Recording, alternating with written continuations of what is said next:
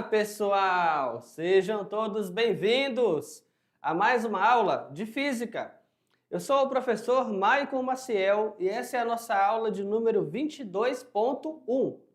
Olha só, uma aula onde nós vamos dar continuidade na nossa jornada sobre as leis de Newton. Especificamente, estaremos falando sobre a terceira lei de Newton, ok? Ou seja, o princípio da ação e reação. Com certeza, nessa altura do campeonato, você já está sabendo, né? Isaac Newton, ele foi aquele cientista, aquele físico, aquele pesquisador que teve inúmeras contribuições para a física e para a matemática. E dentro da física ele vai lançar equações ou leis do movimento no próprio universo. E aí você viu em aulas passadas sobre a inércia, né? A primeira lei de Newton, como que Newton fez uma releitura sobre as ideias de Aristóteles e Galileu. E na aula de hoje nós vamos dar sequência nisso, falando a respeito da terceira lei de Newton, ok? Então, pega o caderno, a caneta e tome nota. Vamos nessa. Terceira lei de Newton. Em estudos de dinâmica... Opa, cadê a caneta? Aqui. Em estudos de dinâmica, Newton percebeu que as forças sempre apareciam como resultante da interação de dois corpos. Então você vai ter o quê? A interação de dois corpos e a força vai surgir a partir daí. Em outras palavras, olha só, aqui ó, em outras palavras, a ação de uma força sobre um outro corpo não pode se manifestar sem que haja um outro corpo que provoque esta ação. Seja forças de contato ou forças de campo, né? Sempre vai ter a necessidade de pelo menos dois corpos. Por exemplo, um corpo apoiado sobre o outro, você vai ter a interação entre os dois corpos, então você vai ter o peso, né? E você vai ter uma força de reação que é anormal a ele, ok? Você vai empurrar um objeto sobre o solo, você está aplicando uma força e em resposta vai crescendo ali uma força de atrito contrária. Então olha que bacana, nos dois casos temos forças de contato e essas forças de contato só estão acontecendo porque dois corpos estão interagindo. Mas isso também é verdade quando nós estamos falando de forças de campo, ou seja, não há necessidade de um corpo tocar no outro, não tem que pegar no outro, mas só o fato de um corpo gerar ao redor dele um campo, seja ele gravitacional, elétrico, magnético, o outro corpo estando presente nesse campo, o outro corpo vai sentir a ação de uma força. E o contrário também é verdadeiro. Então há um par, né, de ação e reação, ou seja, pelo menos dois corpos devem existir para você ter o quê? A interação, né? Essa interação manifestada na forma de grandeza vetorial, que é a força. Vamos lá, pessoal? A terceira lei de Newton afirma que a toda ação corresponde a uma reação de igual intensidade, mas que atua no sentido oposto, tá? De igual intensidade. Aí, essa palavra intensidade faz você lembrar o seguinte, que força é uma grandeza vetorial. Força é uma grandeza que eu consigo classificá-la como algo que precisa de módulo, direção e sentido. Para a grandeza estar perfeitamente descrita, eu preciso saber o valor dela, e o valor dela é o módulo. Só que tem material, tem livro, que ao invés de falar módulo, vai usar a palavra intensidade. Então a intensidade da grandeza é o módulo da grandeza. Então olha só, quando eu aplico uma força, eu exerço uma ação, e eu tenho como resposta uma reação, a intensidade delas é igual. Intensidade é intensidade. Se você aplicou 50 newtons, de quanto vai ser a resposta, a intensidade? 50 newtons, de igual intensidade. Mas olha só, atua em sentido oposto. Então a ação e a reação, apesar de elas terem a mesma intensidade, o sentido é oposto. Agora cuidado, muito cuidado, não confundir sentido e direção, tá? Direção é uma coisa, sentido é outra. As pessoas usam as duas no cotidiano, talvez até como sinônimas, mas aí que está o perigo, né? Direção horizontal, direção vertical, uma diagonal, são direções. Agora, sentido, para a direita, para a esquerda, para cima, para baixo, para frente, para trás, isso é sentido, tudo bem? Então, quando você fala que elas têm sentidos opostos, elas têm sentidos opostos. Uma está para a direita, a outra para a esquerda. Mas a direção é igual. Por exemplo, as duas forças são horizontais. Ou uma está para cima, a outra está para baixo. Ó, sentidos opostos. Mas a direção é igual, porque a direção é o quê? Vertical, tudo bem? Então, cuidado, tá? Essas duas palavrinhas se confundem muito no dia a dia, mas você não vai cometer esse erro agora. Vamos lá, pessoal? E aí temos a imagem aqui, olha só, uma pessoa está levando uma bolada, né, no rosto. Não é aquela bolada que se espera quando se joga na Mega, né? Mas está levando uma bolada no rosto. E olha o momento exato do impacto, né? Olha a deformação, né, em ambos os corpos. Nesse momento da bolada, o que você pensa? A intensidade com que essa bola, né, de futebol interagiu com o rosto do jogador, a mesma intensidade com que aplicou a força sobre o rosto dele, é a intensidade que o rosto dele vai exercer na bola, certo? Agora, o grau de deformação em cada corpo vai depender de cada corpo, de cada material. A força vai ser igual, tá? Em módulo, a força vai ser igual. Agora, o grau de deformação em cada corpo depende da elasticidade do material, né? Da resistência do material, tudo bem, pessoal? Então, ambos vão sentir a mesma intensidade. A diferença é que a bola não vai falar ai, né? E aqui, ó, temos uma cena do episódio dos Simpsons em que o Homer Simpson ele quer ser boxeador. Só que a estratégia dele é que ele não cai, ele nunca cai. Ele deixa o personagem, o opositor dele sempre bater até cansar, até que o personagem opositor dele cai de cansaço. Ou seja, a estratégia dele é sempre apanhar até que o oponente caia de cansaço. Bom, na estratégia dele, para cada golpe do boxe, para cada soco que ele leva, em resposta, o rosto dele também aplica uma força contrária, tudo bem? É uma força de reação, ok, pessoal? Vamos nessa. A força é resultado da interação entre os corpos. Ou seja, um corpo produz a força e o outro recebe a força. É um processo naturalmente de interação. Durante seus estudos, Isaac Newton percebeu que a toda ação correspondia a uma reação. Notou que em uma interação entre dois corpos, um exerce uma força sobre o outro que por sua vez devolve a força ao primeiro. Olha só, também conhecido como lei da ação e da reação. Essa é uma das 3 leis que Isaac Newton determinou após realizar estudos sobre os movimentos e suas causas. Então ele estava preocupado em descrever como que os movimentos aconteciam, né? Mais um olhar cinemático, e depois ele fez um olhar dinâmico sobre a mecânica, que é olhar e falar assim, tá, esse corpo se moveu, esse planeta se moveu, esse satélite se moveu, mas qual foi a causa desse movimento? Assim, o enunciado da terceira lei diz que a toda ação corresponde uma reação, de mesmo módulo, mesma direção, mas sentido oposto, né? Ou sentido contrário, tudo bem? Então essa é uma lei bem tranquila, assim como a lei da inércia, ele é bastante conceitual, essa daí é uma lei conceitual. A matemática por trás dela é muito simples, né? Não é aquela equação que vai fazer você fazer muita conta, é uma equação que vai igualar 2 grandezas. Ó, essa grandeza é tanto, quanto que é a contrária? É o mesmo valor, vetorialmente com sinal trocado. Não é uma coisa assim quantitativa no sentido de eu vou ter que calcular. Ela é mais qualitativa, porque você vai ter que entender as grandezas, tudo bem? Vamos lá, pessoal?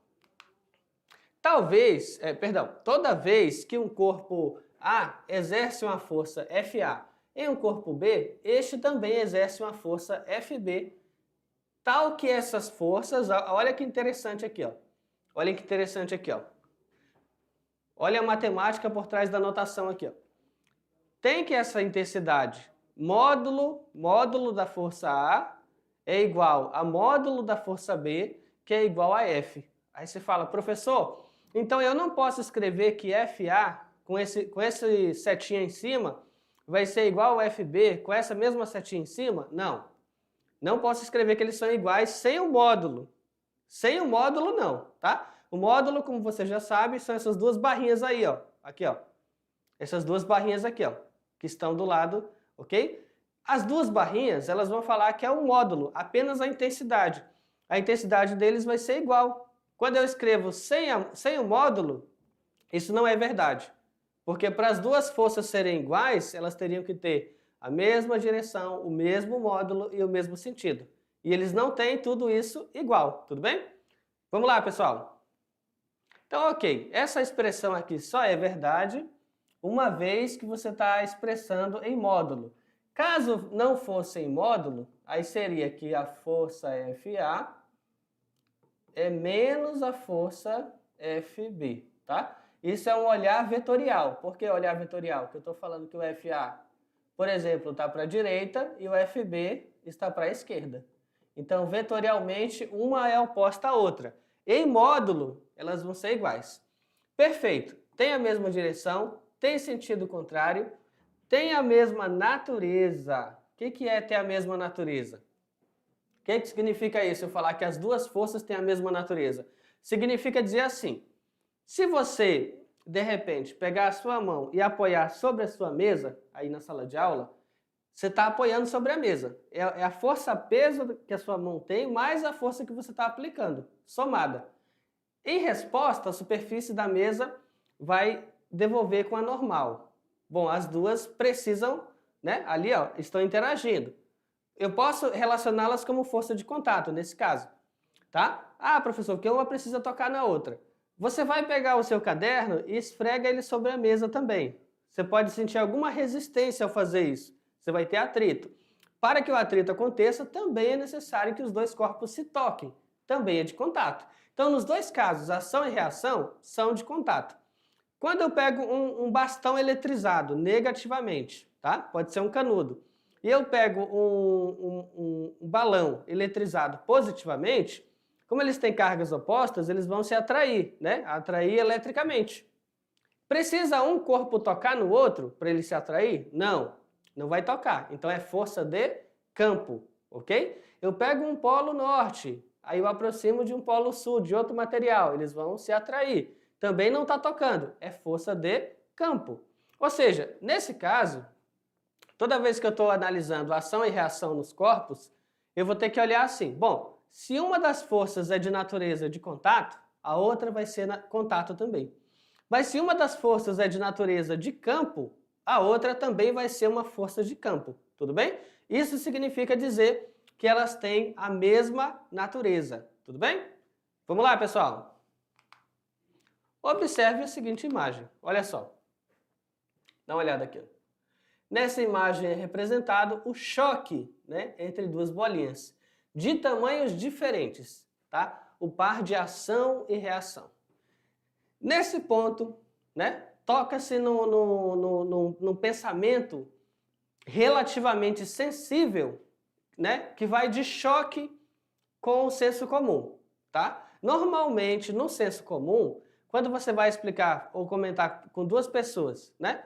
Você vai comentar com outra pessoa que dois corpos vão se colidir, as pessoas podem pensar que aquele corpo que tem maior massa exerce mais força sobre o corpo que tem menor massa. Essa é uma ideia do senso comum. Será que você também já pensou assim? Então aqui, por exemplo, olha só. Eu tenho uma esfera maior, né, de raio maior e massa maior, e eu tenho uma esfera de massa menor, ok? Massa menor e raio menor. Digamos que você faça uma colisão das duas esferas, tá? É como se fosse um jogo de sinuca com bolas de tamanho diferente, certo? Só que no caso da sinuca elas têm o mesmo raio, o mesmo diâmetro, mas aqui suponha que elas têm tamanhos diferentes. Ok. Digamos que a primeira esfera colide com a segunda, certo? Aí o que vai acontecer, professor? Bom, você vai ter um par de ação e reação. O FAB, o que ele é? Ele é a força que a primeira esfera A exerce na esfera B, FAB. E aí, em resposta, o FBA é o quê? O que é o FBA? É a força que a esfera B exerceu na esfera A. Olha que bacana. Então é um par de ação e reação, né? é um par de ação e reação. Agora, a parte que as pessoas podem não concordar de imediato, elas sempre vão ficar pensando, é isso aqui, ó. Digamos que a pancada, né, da colisão aqui forneceu 5 newtons da força, quanto vai ser aqui? 5 newtons. Aí você fala, ué, a esfera maior bateu com uma força de 5 newtons e a esfera menor devolveu para ela 5 newtons? É, exatamente. Aí você fala, ué, professor, tá certo isso? Tá certo isso. Agora, as forças serão iguais nessa colisão, tá? De ação e reação. Aí você fala, então um carro grande colidiu com um carro pequeno. Ah, professor, mas o carro grande não aplicou uma força maior do que o carro pequeno aplicou no carro grande em resposta? Não. Na pancada, a força é igual para os dois. Aí você fala, então por que esse cara aqui vai mais longe depois da pancada? Aí que tá o ponto, tá? Isso aí remete para uma outra lei de Newton, o princípio fundamental da dinâmica. Ou seja, as duas vão sofrer a mesma força, mas o fato dessa daqui ter uma massa menor fornece a ela uma aceleração maior. Então o efeito sobre esse corpo na pancada vai ser diferente, mas a força na colisão vai ser igual. Olha que bacana. Para pensar sobre isso. Vamos nessa. Quando se chocam, elas exercem forças uma sobre a outra. Após o choque, cada uma segue um caminho. Ok? Olha lá, ó. O exemplo da sinuca. Olha que cachorro habilidoso. Olha lá, ó. Olha que cachorro habilidoso, tá? Ele sabe fazer a tacada, né? Só que a tacada é com a pata dele. E tá fazendo uma colisão. Então a bola branca tá fazendo uma colisão com a outra bola e aí vai agir o par de ação e reação nessa colisão. Ok. Lembrando que essas forças são grandezas vetoriais e por isso possuem módulo, direção e sentido, dessa forma, tanto a força FBA quanto a força FAB possuem, olha aqui, o mesmo módulo, a mesma direção, porém elas têm sentidos contrários. Como se pode perceber pela forma como as setas apresentam-se, uma, né, para a esquerda e a outra para a direita. A gente consegue perceber isso aqui, né? A direção horizontal é a mesma, mas o sentido, uma está para a direita, outra está para a esquerda. E a intensidade delas vai ser a mesma, tá? Se eu pegar o comprimento desse vetor, dessa seta, eu vou ter exatamente o mesmo comprimento. Ok? E aí, essa lei de Newton, ela faz você refletir sobre a importância do uso do cinto de segurança na mobilidade urbana, no trânsito. Então, quanto que física está relacionada com o trânsito? Muito, tá? Está muito relacionada, está bastante relacionada com o trânsito. Porque trânsito é o quê? Corpos massivos em movimento. É motores, é potência, é velocidade, é aceleração, é espaço. Então, praticamente tudo que tem no trânsito está relacionado com alguma parte da física, especialmente a mecânica, nesse caso. Vamos lá, pessoal?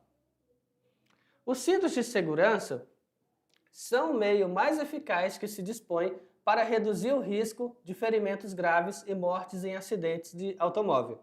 O cinto de segurança impede, em casos de colisão, que seu corpo se choque contra o volante, contra o painel, o para-brisas, ou seja projetado para fora do carro, né? Então, um item, o cinto de 3 pontos, né?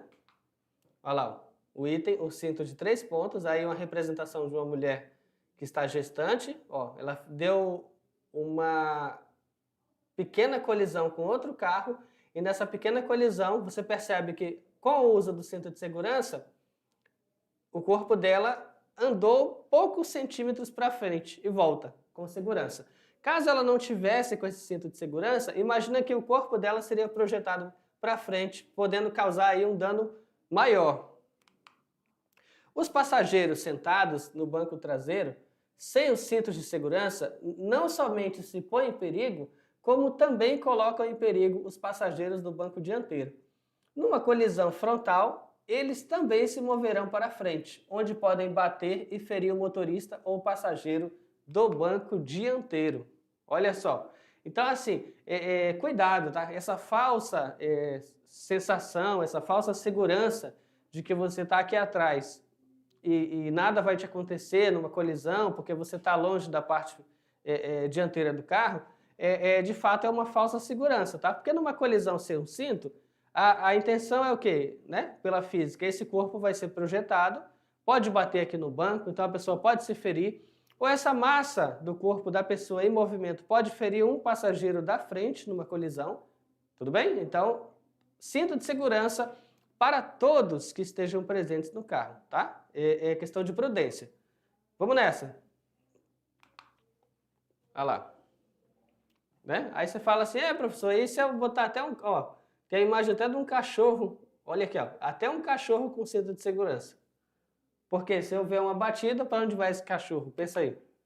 Em uma colisão de veículos a apenas 40 km por hora, o motorista pode ser atirado violentamente contra o para-brisas ou arremessado para fora do carro. Alguns motoristas pensam que podem amortecer o choque segurando firmemente o volante. O cara tá pensando que está num desenho animado, né? Vai bater, eu vou segurar o volante aqui, tá tudo bem. Não é assim. Isso é ilusório, porque a força dos braços só é eficaz a uma velocidade até 10 km por hora, tá? Então, assim, olha só, o excesso de confiança é no excesso de confiança que está o perigo. Por exemplo, você está lá segurando o volante, aí você fala, não, eu estou sentindo que vai bater naquele buraco ali, aí você dá aquela segurada mais firme no volante, né? Achando que vai amortecer.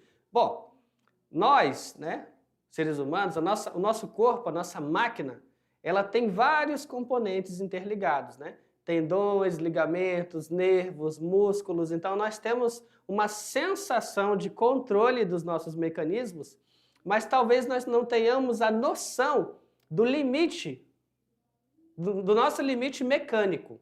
Talvez essa noção do limite mecânico que esteja faltando. Então, ao segurar o volante, não é em qualquer velocidade que eu segurando ele que eu estou mais seguro, que eu não vou para frente. Entende? Há um limite onde a minha musculatura já não consegue ter força o suficiente para tensionar os braços. Aí vai ceder o limite que eu consigo segurar e você é projetado da mesma forma. Então nós somos sim limitados, devemos ter ciência dessa limitação e, portanto, fazer uso aí dos itens de segurança do veículo. Vamos nessa! Estatísticas sobre acidentes mostram que passageiros que usam corretamente os cintos de segurança têm um risco menor de se ferirem e uma chance maior de sobreviverem a um acidente. Por esse motivo, a utilização dos cintos de segurança é exigida legalmente na maioria dos países, tá? Então a própria legislação vai te incentivar a utilizar. Lembre-se, o cinto não é opcional, tá? Então faz parte das condições de segurança do carro, assim como os freios. Se o carro estiver a 20 km por hora e colidir, a cabeça dos ocupantes será projetada na mesma velocidade contra o para-brisas. Então é muito, né? É o suficiente para promover uma perfuração do globo ocular. Portanto, o uso do cinto de segurança é necessário, mesmo em baixa velocidade. Tudo bem, pessoal? Então, isso em baixa velocidade. Agora, poxa, o que aconteceria a 50, a 80, a 100, né? Nem queira que aconteça, tudo bem?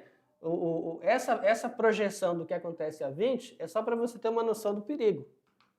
Então, continuando, ainda sobre ação e reação. Além disso, Newton constatou, né, que na interação de dois corpos, as forças sempre aparecem em pares. Não tem uma força sozinha, ela sempre vai ter uma força em pares. Para cada ação de um corpo sobre o outro, existirá sempre uma reação igual e contrária, né, deste outro sobre o primeiro. Então, olha só, no caso da força de contato, quando um corpo A exerce uma força sobre um corpo B, o corpo B reage sobre o corpo A com uma força, ok? Olha lá, então eu tenho um vetor aí em amarelo, indicando a força, né, do braço sobre a bola, e em vermelho uma força de reação da bola em contato com o braço, ok? Mesmo módulo, mesma direção, sentido contrário, ok? Vamos deixar claro isso, mesmo módulo, mesmo valor de força, tá? Ó, mesmo valor de força, mesma direção, direção vertical e sentido contrário. Por que sentido contrário? Aqui, ó, para cima, vertical para cima. E o outro, vertical para baixo. Então, sentido contrário. Vamos lá, pessoal. Aqui, ó, este jogador está dando um chute na bola, né? Bem intenso. E aí você analisa o seguinte, na diagonal, essa força que o pé dele está exercendo sobre a bola, olha lá, numa diagonal ascendente. E em reação, a força que a bola está exercendo sobre o pé na diagonal descendente. Mas a mesma ideia, mesmo módulo, mesma direção, sentido contrário. Você está utilizando um martelo para pregar um prego numa madeira. Olha só, a força exercida pelo martelo sobre o prego, em vermelho. A força em reação exercida, né, de contato do prego sobre o martelo, a força em amarela, também é uma força de contato, ok? E a força de campo? Aí imagina o seguinte, agora os corpos não vão se tocar, certo? Eles vão ter ali no máximo uma proximidade. Vou ter dois corpos positivos, né? E os dois são positivos. Você vai ver que acontece o quê? Uma repulsão eletrostática. Então, em cada um deles vai surgir uma força elétrica de repulsão, no sentido de afastar os corpos. Aí aqui a gente já tem uma outra situação. Eu tenho um corpo eletrizado positivamente, eu tenho um corpo eletrizado negativamente, então surgirá uma força de atração eletrostática. Em cada um deles, né, vai surgir uma força no sentido de atrair o corpo. Agora, entenda, coisa curiosa, tá? Assim como naquela cena lá das esferas, uma menor e uma maior colidindo, e aí independente de uma ter mais massa, outra ter menos massa, elas terem forças iguais, né, de módulo igual, com as esferas é a mesma coisa, né, carregada, com as esferas carregadas eletricamente. Não importa se essa daqui tem mais carga elétrica, essa daqui tem menos carga elétrica, né? O par de forças de ação e reação, de repulsão eletrostática, em módulo vai ser igual. Não importa se essa daqui tem menos carga e aquela ali vai ter mais carga, a força sentida em cada uma delas, em módulo, vai ser igual. Olha que bacana. A diferença desse caso, para o caso das colisões das esferas, é que nas colisões, naturalmente, é uma força de contato. E aqui é uma força de campo. Tá clara a diferença? Uma toca, a outra não toca. A outra funciona só com uma aproximação, a distância. Tudo bem? Vamos lá, pessoal.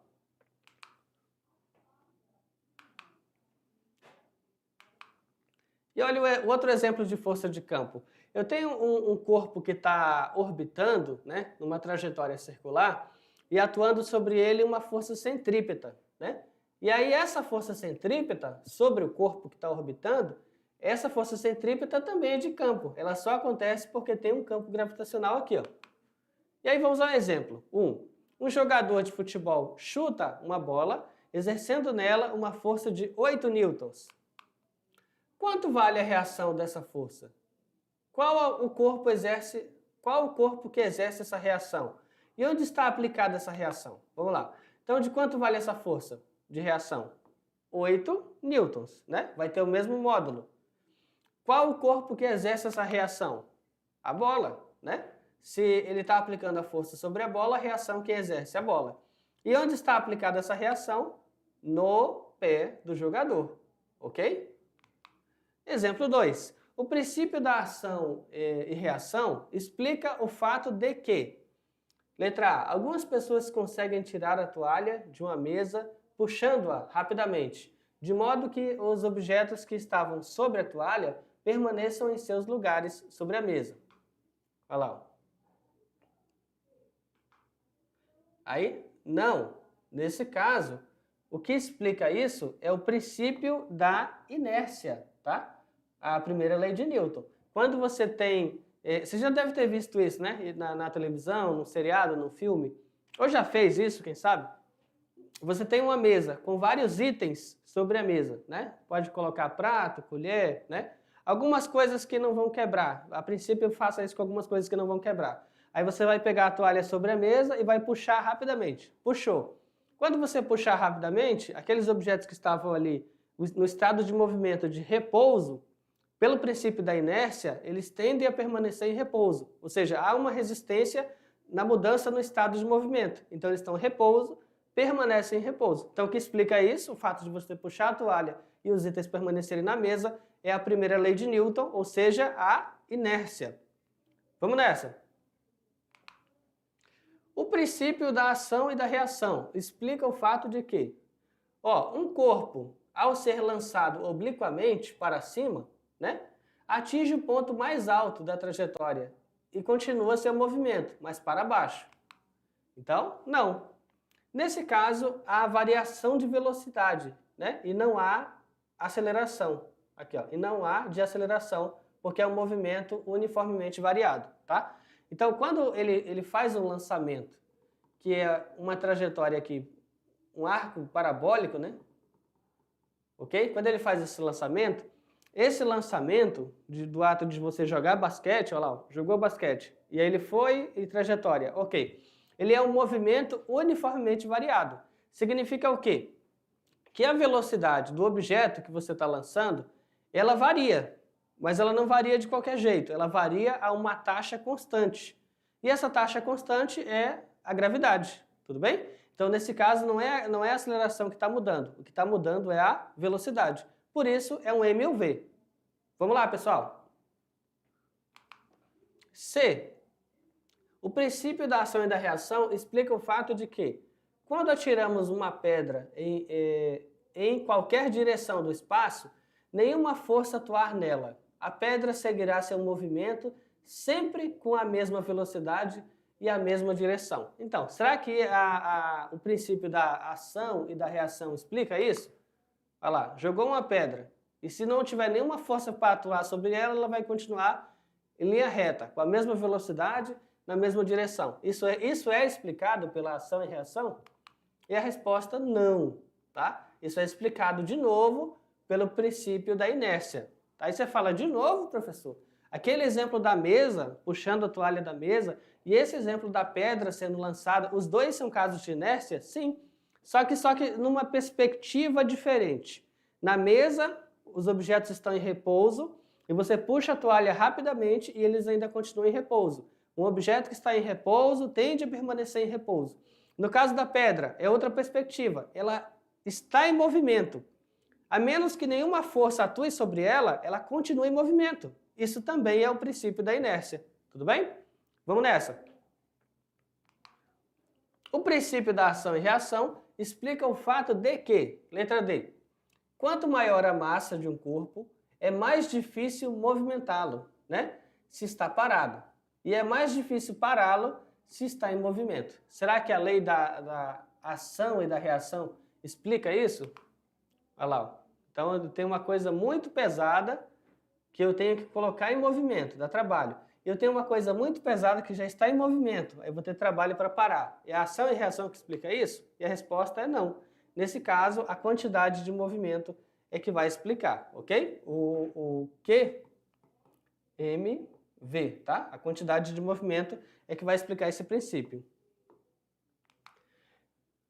O princípio da ação e reação explica o fato de que, letra E, a força de atração da Terra sobre a Lua é igual em intensidade e direção à força de atração da Lua sobre a Terra. Então, olha só, nesse caso, pensa aí, nós temos um satélite natural, a Lua, certo? Temos um satélite natural, a Lua. Ela está orbitando o planeta naturalmente. Existe uma força que o planeta exerce sobre a Lua naturalmente, por isso ela não foi embora. Mas aí a Lua também exerce uma força no planeta Terra? Sim ou não? Sim, exerce. Já ouviu falar do fenômeno das marés? O que são os fenômenos das marés? Não é a interação gravitacional entre a Lua e a Terra? Entende? Então é um par de forças entre as duas. Então, nesse caso, olha só. Vamos lá, pessoal. Nesse caso, sim. Sim, temos uma situação de ação e de reação. Porque o satélite atrai o planeta gravitacionalmente e o planeta atrai o satélite gravitacionalmente. estando esse satélite em movimento, né, numa órbita. Ok, pessoal? Exemplo 3 agora. Um carro tromba, né, com um grande caminhão carregado. Um carro tromba com um grande caminhão carregado. Nessa interação, a força que o carro exerce no caminhão é maior, menor ou igual à força que o caminhão exerce no carro? Então, por que o carro normalmente sofre mais danos do que o caminhão? Então vamos responder. Então olha só, igual, né? Eles sofrem uma colisão, em módulo, a ação e reação elas têm um valor igual.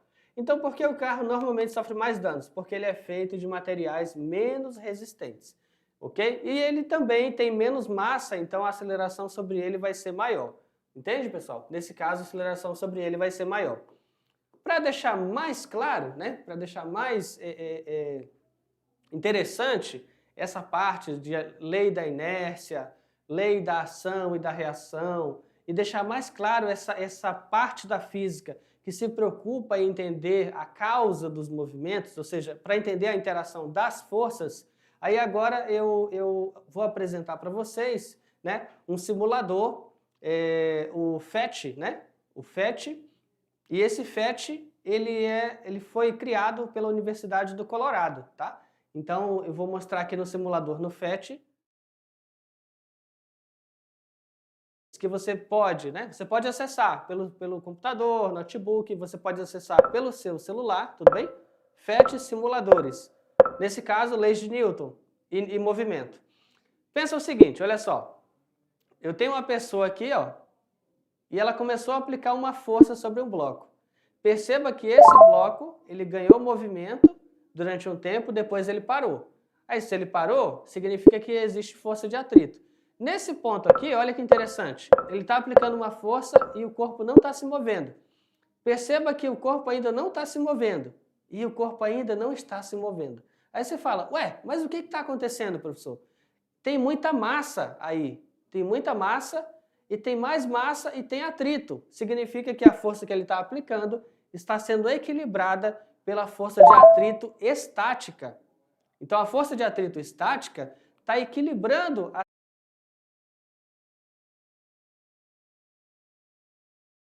a força que ele aplica, ele vai conseguir vencer essa força de atrito estática e o corpo vai iniciar um atrito dinâmico, ok? Então, nesse simulador, quando você for utilizar, né, a título de aprendizado, para fixar,